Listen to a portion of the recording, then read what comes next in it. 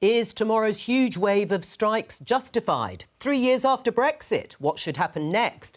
And can Rishi Sunak keep his promise to stop the boats? This is Politics Live.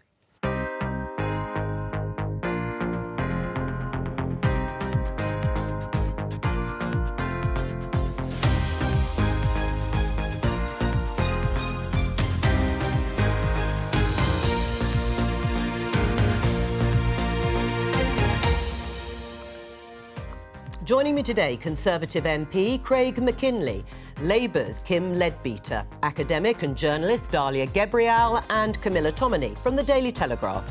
On the programme. We sincerely regret the disruption on Wednesday, but we are doing it to try and get the government to invest in our children's education. They have chosen to have this strike, obviously in conjunction with many others, but it isn't a last resort and we are still in discussions. Teachers in England and Wales will go on strike tomorrow. Should MPs join them on the picket line?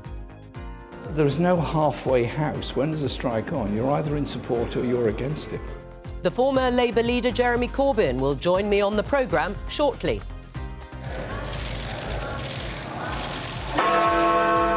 It's exactly 3 years since the UK left the European Union.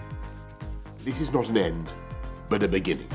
This is the moment when the dawn breaks and the curtain goes up on a new act in our great national drama. We'll speak to Anna Soubry, the Tory MP who quit the party over Brexit. We will pass new laws to stop small boats, making sure that if you come to this country illegally, you are detained and swiftly removed. That was Rishi Sunak's promise to stop these crossings. Now the Home Secretary says if he fails, he'll lose the next election.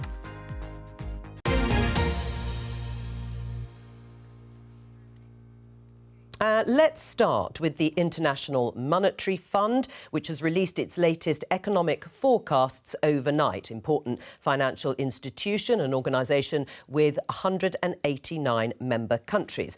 Let's have a look at the response on several front pages. The Financial Times says UK alone in heading for recession as other big economies grow, says the IMF. This is how The Guardian is reporting it. UK faces sharp correction amid Truss budget fallout, warns IMF. That's the Liz Truss and Kwasi Kwarteng budget from last September. The Daily Mail has a different slant. Why we have to cut taxes and go for growth. That ahead of the budget with Jeremy Hunt. And The Telegraph saying something similar. Economy to shrink after tax raid, says the IMF. The International Monetary Fund has said the UK will be the only country or major economy to shrink this year. So my opening question to you, all starting with you, Craig, is why is the UK falling behind economically? Well, I don't take much stock with what the IMF have to say. They're uprated Britain's growth last year up by 0.5% for 2022, putting it at the top of the G7. So it's quite bizarre, isn't it? Last year, when we had the quasi-Truss budget, they were saying, oh, the tax cuts are all dreadful and we need to get involved here, and the cut from 45% to 40% will cause Britain's economy to cave in. And here they are today, after Jeremy Hunt reversed those tax cuts, and now saying the tax rises have been too much. So, frankly, if they got it wrong last year by 0.5%, I frankly don't particularly listen to them anymore, and I'm not listening to them today. But what is really sad about all this is that if we talk ourselves into a recession, we will get a recession. If I had said to you, Joe, well, let's go out for a drink tonight, and you say, oh, no, the IMF said there's a recession coming, you can be sure there's going to be a recession in that pub tonight. Is that the response you get when you ask people out for a drink? They refer to the IMF forecast. Well, you might. Most people say yes, Joe. I mean, if it was positive, it was more positive, would you believe the forecasts? Not particularly, no. OK. No, I just don't believe what they say.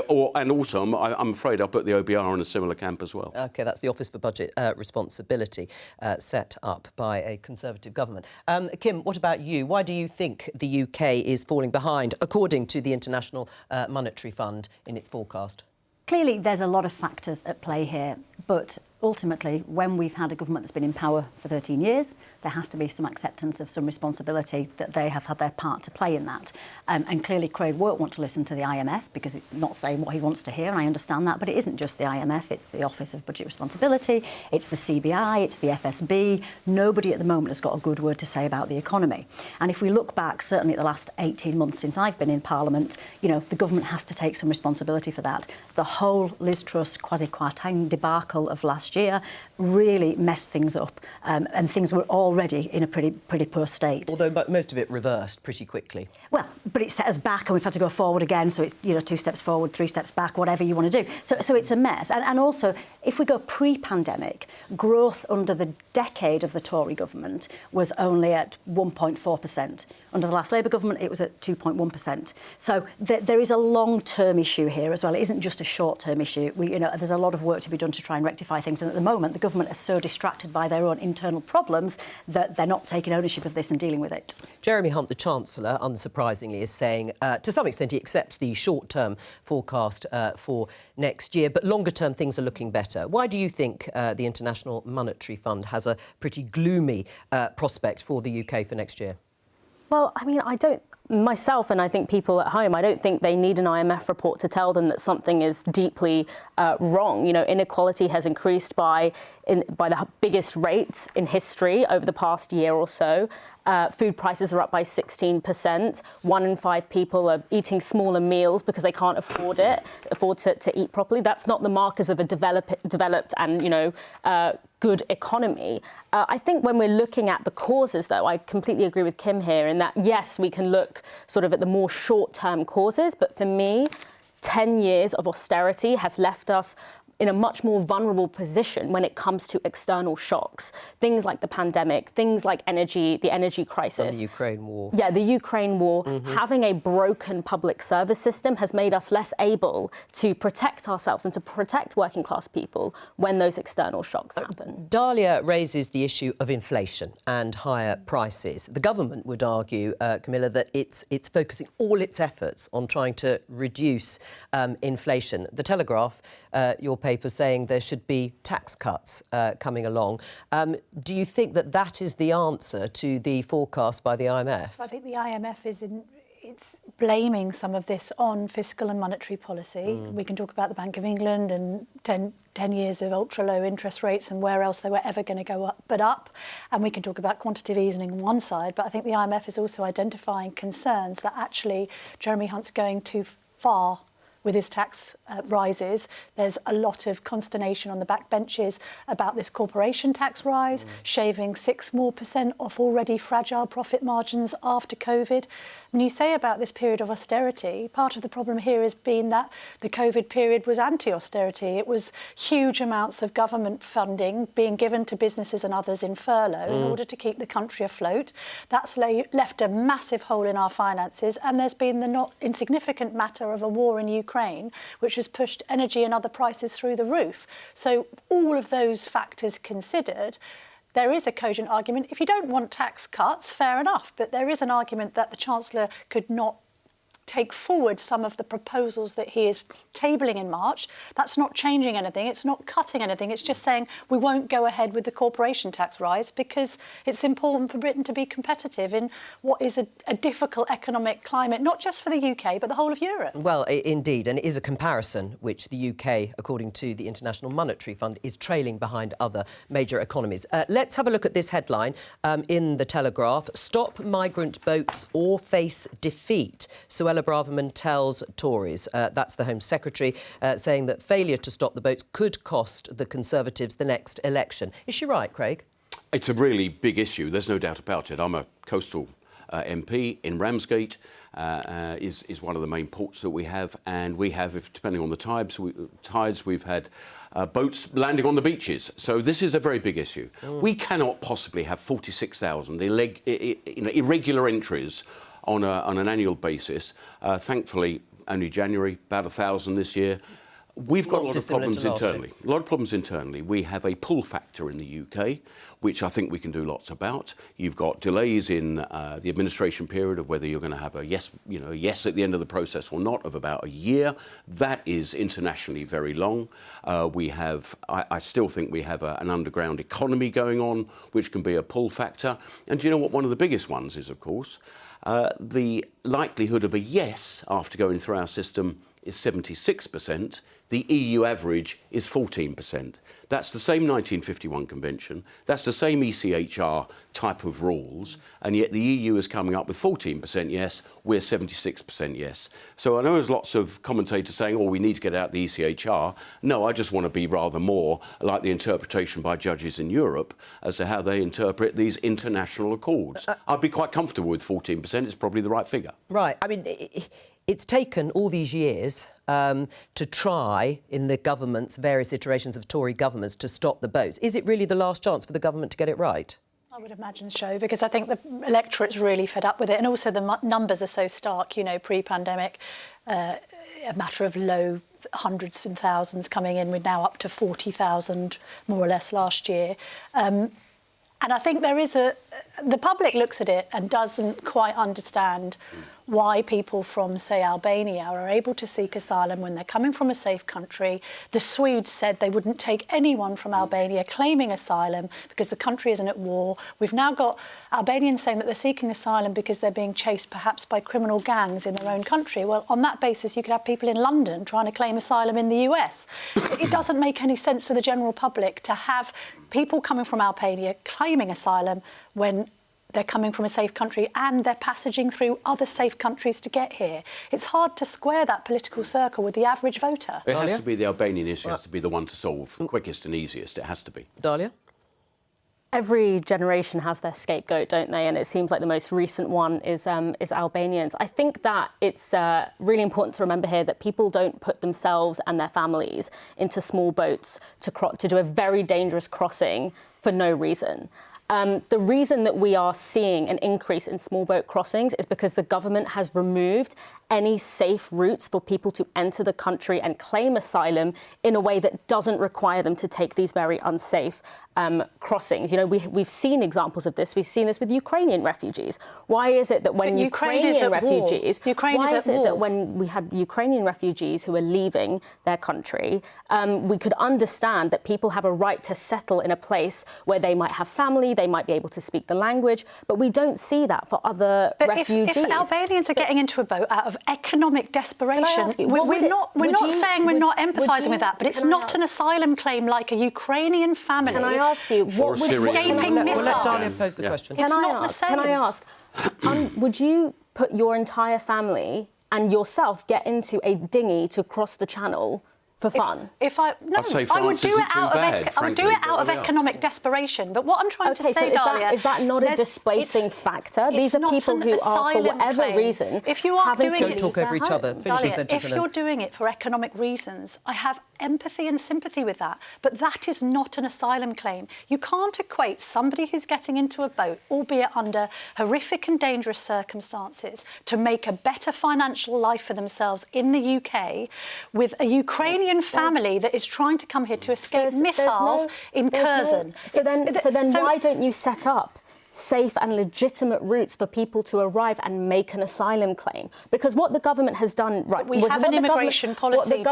We have a legal immigration policy. What the government has done, that's how the government tries to police it. They have essentially said that you can't claim asylum if you enter in an illegal way, and yet there are no legal and safe routes for you to enter. So if you are a refugee or asylum seeker who is, for whatever reason, leaving their home because they cannot be there anymore. Or an economic migrant. OK, I think that is a really convenient way to sort of shirk the issue. Well, let's have a look at these statements. Let me ask a very simple question. Do you believe in open borders? I mean, a lot of people on the left do. I mean, it's a perfectly reasonable position to take, not one I subscribe to. I don't believe that strong borders actually make for better living conditions with people in this country. Borders are at their strongest they have ever been. Our public services are on their knees. We don't have enough housing. Our public services are absolutely decimated.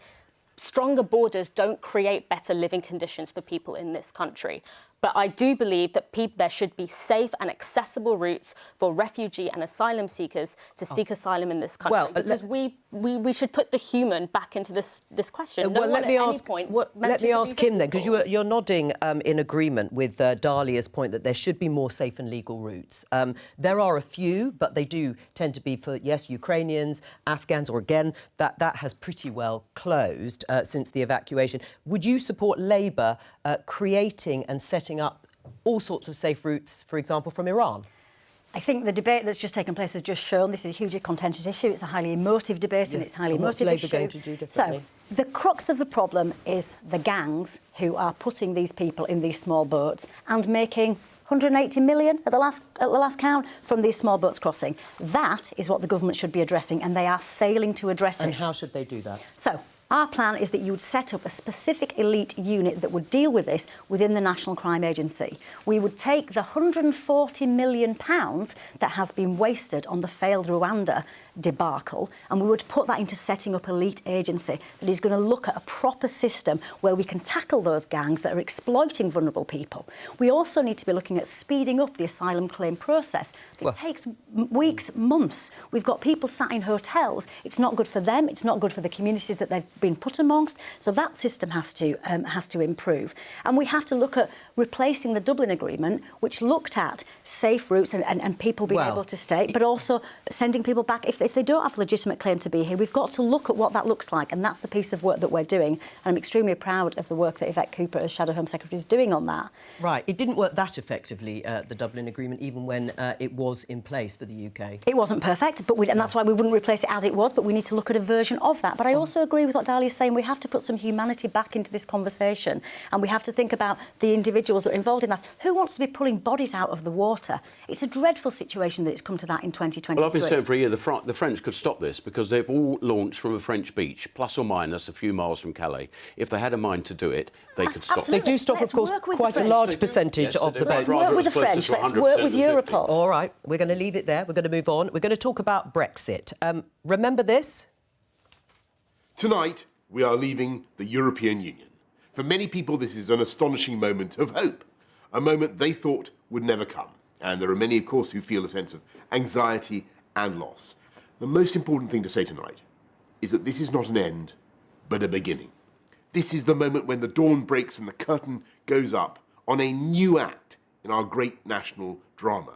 That was Boris Johnson as Prime Minister 3 years ago. Today marks exactly 3 years to the day since the UK formally left the EU. Joining us from Nottingham is Anna Soubry, a former Conservative business minister who dramatically left the Conservative Party in 2019 over Brexit to join Change UK.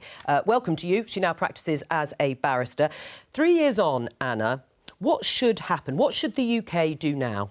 Well, I think we've got to be honest about where we are. And I think we have to accept that there were, well, actually millions of people who voted in all good faith that Brexit would bring certain benefits. That's what they were promised by the leaders of the Leave campaign.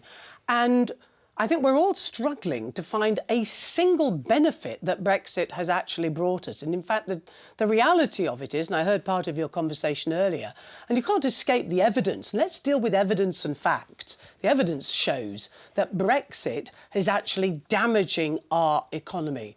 And across the country, in all sectors, there are real people in, especially small businesses, but it also affects the bigger ones as well, who are saying, you know, we are struggling to do our best in appalling circumstances. So what would you suggest? So what would let's you suggest be honest about that. OK. So the first thing to do is to be honest about it.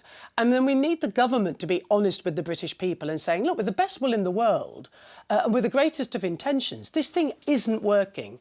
And actually it can't work. But we can do things immediately for certain sectors which will alleviate the harm that Brexit is doing and help those businesses. And what would that be? Oh, well, there are lots of rules and regulations at the moment, or things, and we always knew that the Brexit agreement was never done. It would always have some fine-tuning, but, I mean, you can look at veterinary checks as one example, and if you speak to food and drink, who are really struggling out of the single market in particular, there are certain things that you can do to make things better for them. That's short-term. And then in the medium term, you know, we want a government that's just going to fess up to the British people and say, maybe we should be going back into the single market, into a customs union. They're not the silver bullets, but but they're certainly better than where we are now. All right, well, that's clear. Well, upfront with people about it and why it's... And that's what people have got to do. Honest, all right. Well, no, we've and heard put the country first. All right, and you've said sort of long-term single market and customs union rejoining. What do you think should happen next, Craig? Well, I didn't actually say that. I said let's have a conversation about why that could be a medium-term solution. Let's have that honest debate. All right, Craig. Well, Anna and I have always been on different sides of the fence on this one. I always recall with great fondness, Anna, when we were both in the same lobby at Meaningful Vote 3. And I think we had a cuddle. And we realised one of us was in the wrong place because we were both in the same lobby, which was rather odd. He's Craig. He's a good man. But let's look. £20 billion a year. We're not giving into the EU budget anymore. You had the COVID recovery fund across the EU of 807 billion euros. We would have been on the thick end of paying a lot of that in, as we've always been a net contributor. We've managed to loosen some of the VAT rules. We've taken VAT off of energy-saving products, on female sanitary products. All of that not allowed. We've got a different CAP. We're managing to put through the Animal Welfare Bill, which will stop those foul exports of live animals from Ramsgate in my constituency. None of that was allowed. There's a lot more to do. We've got problems with the Northern Ireland Protocol because, Anna, as you know very well, you and others, not least the leader of the opposition, Sir Keir Starmer, fought 2 years of trench warfare to stop Brexit from happening, to stop those 17.4 million votes that were cast in every good faith to actually deliver Brexit. All right, we've done a bit of this. Well, it was a moment on time. There's a lot more to do. All right, let's move on. Thank you for that, Anna. What's next specifically, Craig? Well, we've got the Retained EU Law Bill, which is a fundamental piece of legislation, should have come forward a few years ago, but, obviously bandwidth of government... OK, so you want to get those EU laws off our statute book? Absolutely, and we need a solution to the Northern Ireland Protocol Bill. We cannot have part of the UK left in limbo, still in the single market, but still, supposedly, still in the UK single market. That is not a position that can sustain, and the Unionists will not put up with it, nor will I. Where would you like to see Brexit go from here, Kim? Well, we need to move on, which is exactly what Anna said. I mean, the Labour Party has been on its own Brexit journey. We've all been on our own Brexit journey. I think we're in a really good place now. We cannot turn back the clock. What happened in 2016 happened. It was a particularly traumatic time. It was a very divisive time. It was a very toxic time in politics. No one wants to rerun that, I don't believe. But what we've got to do now, and this is where we're at, is we have to make Brexit work. And that is what the government has failed to do. So how would you make it work? Many levels. Well, this is about initially, as Craig has said, sorting out the Northern Ireland Protocol, which they've made a real dog's dinner of. So we need to sort that out in the first instance. And then it's looking at what our relationship now looks like with our European allies. What about Anna's idea, at least? She's posited the idea or a discussion around rejoining the single market and the customs union. We're clear on this now. We're not going to rejoin the single market. We're not going to rejoin the customs union. Well, I mean, I don't think you never say never on anything, but this is not the Labour way forward. What we've got to do is look at how we rebuild our relationship with our closest neighbours and allies. And what the war in Ukraine has shown us is that we need those allies and we need to be working with people who have the same values as us. And what's happened with the Russian invasion of Ukraine has brought that to the forefront like never before. And I think what people voted for in 2016, they voted for change. And they haven't seen the change that they wanted. I mean, the good news is they're going to get a chance to vote for change again in the next general election. Majority voting applying to our foreign and security policy so that we get outvoted like we usually were on QMV. The Elysée, 60 years, the Elysée Treaty of 60 years, just last week, there were talk, the Germans were proposing that they have QMV across taxation Qualified majority voting. I mean, this is what the EU means. It's a step towards one country, and that's what we're not saying rejoin rejected. The EU. Yeah, but you would probably have parallel friendships and relationships and allies. You wouldn't diverge from what the EU is saying. Well, I know that's the policy. Well, Anna, and your leader fought 2 years to stop Brexit from happening. Stop looking backwards, Craig. Look forwards. Right. Well, Anna, you've been shaking your head. I mean, just despair, really, isn't it? Well, what are you despairing at? Well, I mean, not just also people talking across each other, but you're not addressing the real issue. And the real issue is that we were promised economic benefit. And the evidence shows that it's actually harming us. Now, of course, there are other factors, COVID, the war in Ukraine. Those affect all countries. And there's a reason why our country, given the position we are in the G7, is doing worse off than all the other comparable countries. Just let's be honest about it. It's because we've left the European Union, the biggest free market area in the world, right on our doorstep, and the promised benefits haven't happened and they won't happen. And so instead of having these diversions, which is what... And I do like Craig, and we're good pals, and he's a good man, but these are diversion tactics. Let's concentrate on the evidence. It's not delivering economically. And if you really love your country, as we all do, we want our economy to work. And so we've got to look at how we make it work. And it's not about finding regulations. It's about having an honest debate about the real benefits of the single market. All right. Well, are you disappointed, very briefly, Anna, that Keir Starmer is not even considering it? In the way Kim has just said, you are disappointed. And I want Keir Starmer to be our next Prime Minister, because I think the alternatives are deeply awful. We don't want any more of this Conservative government. And I am disappointed in Keir. He knows my views about that. And I wish that he would start to have that honest debate with the British people. Well, let me ask the others. Why, I know, but Anna, let me bring in the others, because you've raised the economics. And Camilla, it's very clear from the OBR, when it comes to trade, that they have said the latest evidence, not a forecast, suggests that Brexit has had a significant adverse effect on UK trade, reducing both overall trade volumes and the number of trading relationships between UK and EU firms, despite the promises of ardent leavers that we would be better off economically. Yeah, and I think leavers are rightly frustrated that there's been glacial progress on some of the reforms that were suggested in the Tigger report, which would perhaps improve that, although equally they point to the fact that EU's share of trade is declining and that the economic picture hasn't exactly been rosy for the likes of Germany. So I appreciate why Anna Soubry's saying that, because that's always been her position.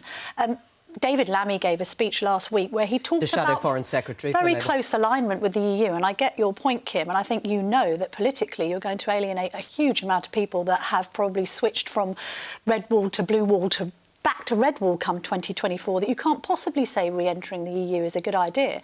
But there is this fallacy around the EU that it works for all EU countries. No, it doesn't. It works for France and Germany marginally, but at the moment their economic picture isn't largely favourable to ours. Right, although the OBR, again, the Office of Budget Responsibility, does say that the new trading relationship between the UK and EU will reduce long-run productivity by 4% relative to remaining in the EU.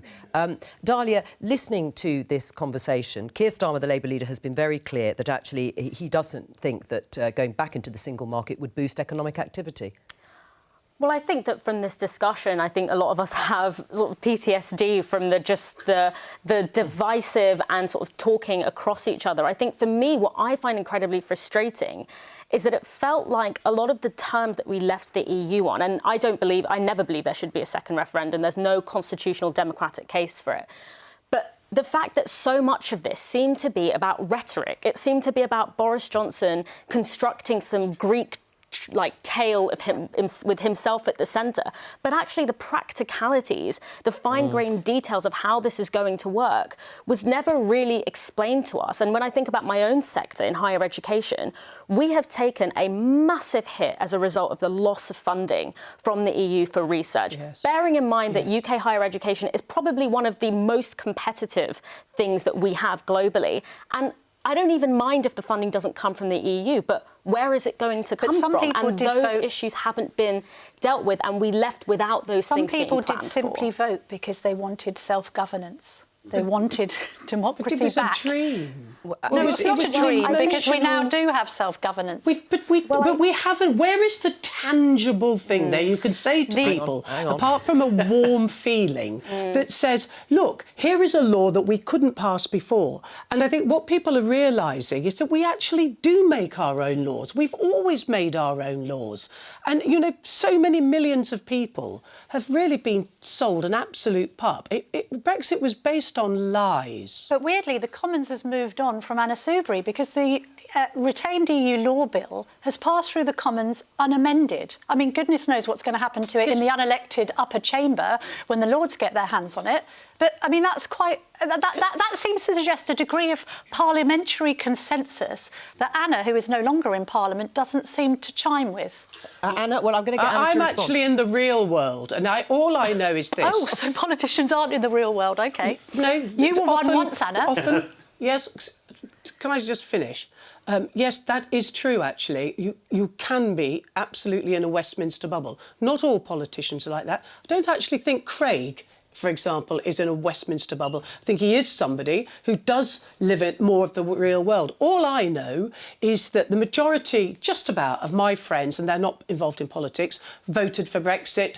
About 48% of my friends voted to remain. The things that's really striking, as I live in this more of the real world, actually I always thought I did, but is the number of people who are now saying, I voted for Brexit in good faith and I made a mistake because it's not delivered on those promises. I was let down, I was sold a pup. And that is a genuine, and we see it reflected in the opinion polls, genuinely people are realising that they were either told fibs, lies, doesn't matter how you put it, but it's not delivered on its promises. All right, well, let me put that to people Craig. are not being held to account on that. Well, let me put it to Craig that it was a dream. It was a dream. It may have been, you know, intentionally good, the promises that were made, but at practical level, you mentioned the Northern Ireland Protocol, permanent arrangements for industries like financial services, fishing, electric vehicles, and so on and so forth. It haven't happened. It was a dream. I mean, isn't it funny? We've fallen into the usual debate that we were having during the Brexit,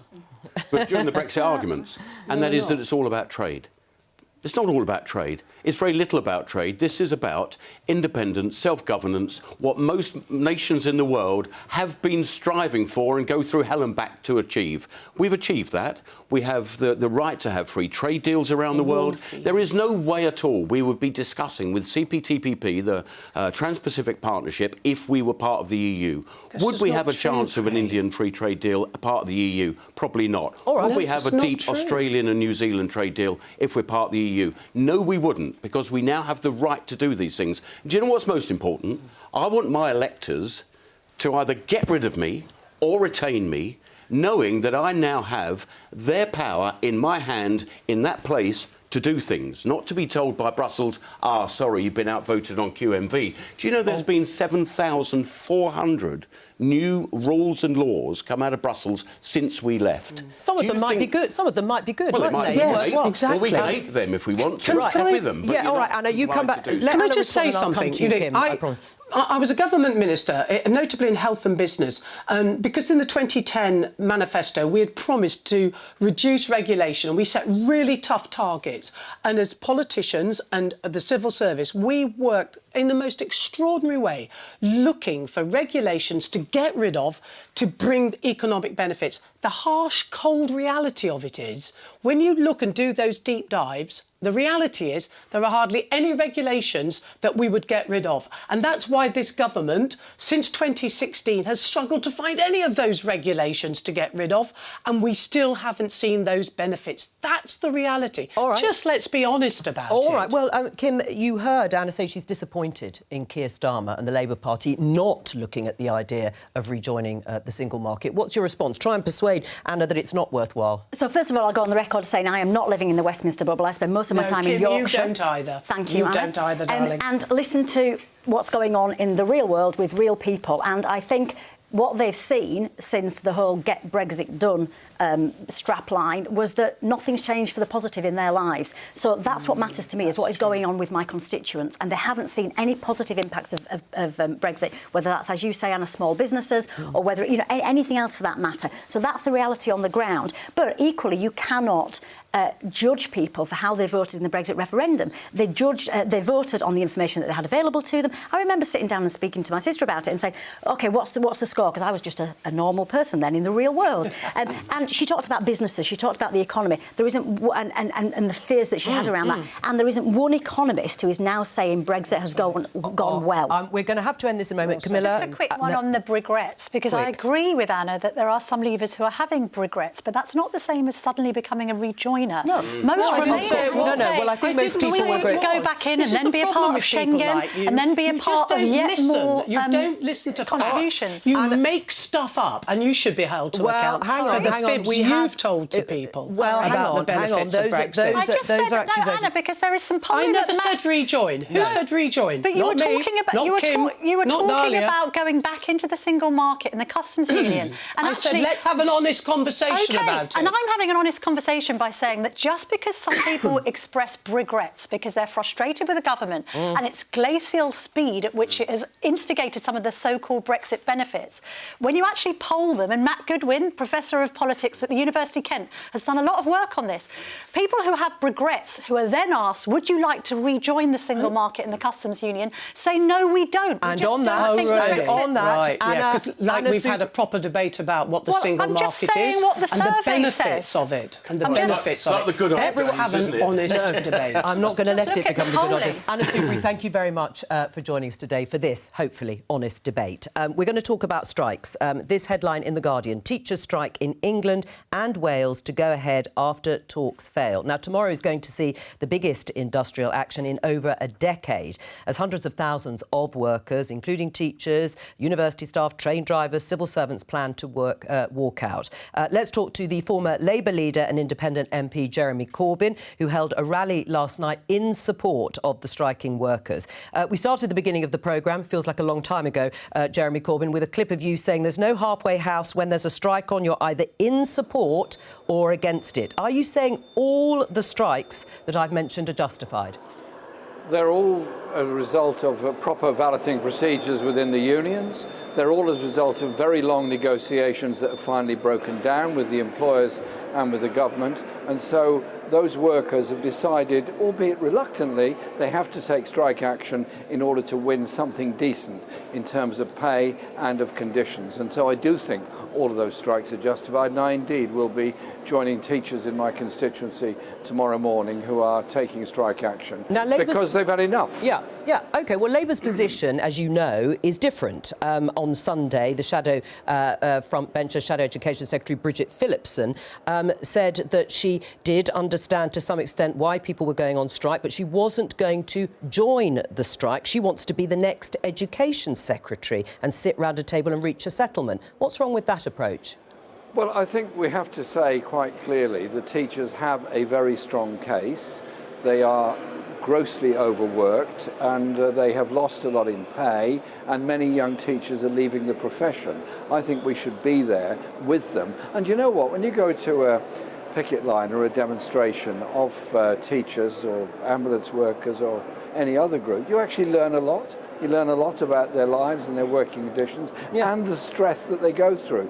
And so I don't see it as impossible to go on a picket line and then become a minister who's going to negotiate for better conditions in the future. You'd like to see Keir Starmer and the Shadow Cabinet on the picket line? I would like them to show open support for those that are taking this action. And that is indeed what the vast majority of Labour members and supporters want. Well, interestingly, and indeed, these strikes are actually quite well supported by the public, which hasn't always been the case in the past. There is public support, as you say, certainly for nurses and teachers. I mean, interestingly, the General Secretary of the Trades Union Congress, Paul Novak, doesn't agree with you that Labour frontbenchers need to be seen on the picket line. He's more concerned about them challenging the government's minimum service levels bill, which he says would further restrict the right to strike. Isn't he right that that's where Labour's focus should be?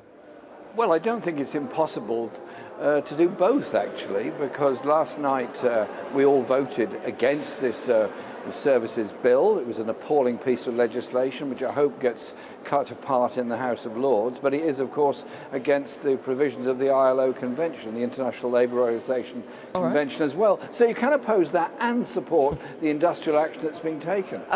Kim Leadbeater is here in the studio. Have you been convinced by Jeremy Corbyn? Will you join a picket line? I've got absolutely no problem with backbench Labour politicians joining picket lines and showing support and solidarity, but I totally understand why Keir and our frontbench is saying, look, we need to be in Parliament coming up with our education policies and making sure that the voices of teachers and nurses and doctors and firefighters are heard in Parliament. And that's where I was last night, voting against, as Jeremy has quite rightly said, this dreadful piece of legislation. Right. But Jeremy Corbyn would like to see the Shadow Cabinet and Keir Starmer on the picket line, and openly supporting. Entitled to his opinion. But he's wrong. But I disagree with him in this context. I think it's right that the Labour frontbench are in Parliament. And will you be on one tomorrow? If I get invited to go on a picket line or as a picket line in my constituency... You can make up your own mind, can't you? Do you want to join teachers, perhaps on the picket line, or university staff, or whoever is... I'm very happy to do that. But equally, what Jeremy was saying, I think this is a really important point, is we all go into schools every week in our constituencies. We know the stresses and the crisis that our education system is under. We've got a retention and recruitment crisis in teaching. We've got a retention and recruitment crisis in nursing. We don't need to go on a picket line to know how bad things are, because it's in our inbox every single day. Are they justified, the strikes, Camilla? Well, I think that parents and the general public will see a quest for more pay for teachers as justified. I think, again, it's a question of numbers, right? There are people who are looking at a claim by nurses of 19% and thinking that that's unrealistic in the current economic climate, even while they've got huge sympathy with the fact that there is a general perception that public sector workers who are on the front line of teaching and our hospitals and our NHS are underpaid. But how do you go from, I think, the offer of 5 to 8% to what some unions are asking for, which is double figures? But you've got to listen and you've got to negotiate, and that's what the government are just not doing. They're not listening to this workforce that got us through the hardest of times, got us through the pandemic. Get round the table, that's your job. That's what you're meant to do as the government, and they're just not doing it. They're deaf to the people that need to be supported. Well, are the strikes justified, and should the pay demands be met? I don't think strikes are ever justified. I'm thinking about the whole of London, the whole of South East, the whole of the country tomorrow, people trying to get to work, to do what they want to do, to, you know, earn money and pay for their family, and they will be stopped from doing so tomorrow, and they will wonder why. So there's certain levels of strikers that I don't think get much sympathy, and train striking certainly doesn't. And I did make some not even outspoken for me, you can imagine, about the Royal Mail strike. Do they not realise that because the service was so poor before Christmas, myself and others, I expect maybe some around this table, decided not to send the Christmas cards because it was a waste of time. There are businesses who've decided to find another route of getting their deliveries outside of Royal Mail. They won't be going back. And so that strike will cause probably redundancies in Royal Mail. Of course, we've all got sympathy for nurses and for teachers. But I want to ask Labour what is the right figure? Is it 19%? And will you pay the same next year? It's not as if we're running a budget. It's not as if we're running Labour, but I'll ask Jeremy Corbyn in a moment. A serious budget. Are they justified, these strikes, Dahlia? I say thank God for strikes, because our public services are on their knees after 10 years of austerity. Anyone who's tried to get an ambulance, anyone who's got a kid in school knows that we are in a dire crisis, and this government doesn't believe in a public sector, doesn't believe in a thriving public sector. So thank God workers on the ground who know what needs to happen have that tool that they can use to leverage power to get the changes that we need. Right. As a member of the public who uses the public sector, thank God for strikes. Hang on. Spending more on the NHS than's ever been spent in its history. That is a deceptive statistic. The growth in funding in the NHS has massively declined. And that is true. Jeremy Corbyn, how would you pay? How would you pay for the sort of pay demands ranging from anything from 10% to 19%? Well, all these demands are actually for inflation-level pay rises. Right, well, how would you pay Wait a minute, food prices are going up 15%. Sure. Inflation is running at 10%. But how would you pay for There's been 12 years of cuts in wages. Yeah. All they're asking for is an inflation-level increase. And of course it's got to be paid for through general taxation. If you want the services, you want to keep teachers, you want to keep nurses, you want to keep firefighters, you want to keep postal workers, you've got to pay them properly. Right, what do you make of Keir Starmer ruling... High taxes are depressing the economy. I mean, which one do you fancy? Right, Jeremy Corbyn... Inflation is not caused by pay rises. Inflation has been caused by excessive profit-taking, grotesque levels of inequality in our society, and tax evasion and tax avoidance. Right, Jeremy Corbyn, Keir Starmer has, according to the newspapers, ruled out a wealth tax. What do you make of that? Well, I do think we need to have a tax on wealth, and I'm surprised that he's done that, because the levels of growth in wealth during the COVID crisis and since then have been absolutely enormous. A wealth tax would go a long way towards helping to meet the catching up demands. That's what they are, the catching up demands of mainly public sector workers. All right. How's your campaign to get back into the Labour Party going? Listen, I'm a member of the Labour Party. I've been a member of the Labour Party since I was 16, and I remain a member of the Labour Party, and I work with my colleagues locally. And right.